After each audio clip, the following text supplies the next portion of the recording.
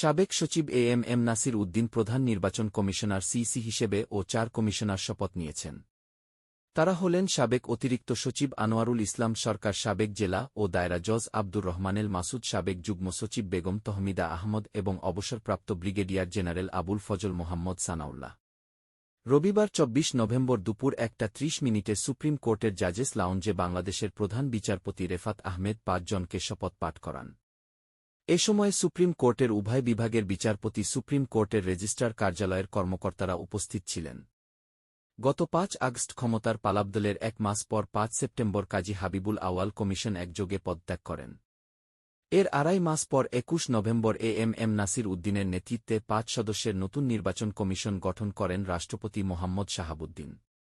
নতুন এই কমিশনের উপর আগামী জাতীয় নির্বাচন আয়োজনের দায়িত্ব থাকবে। পরবর্তী আপডেট পেতে চ্যানেল সাবস্ক্রাইব করে বেল আইকনটি চালু করে রাখুন।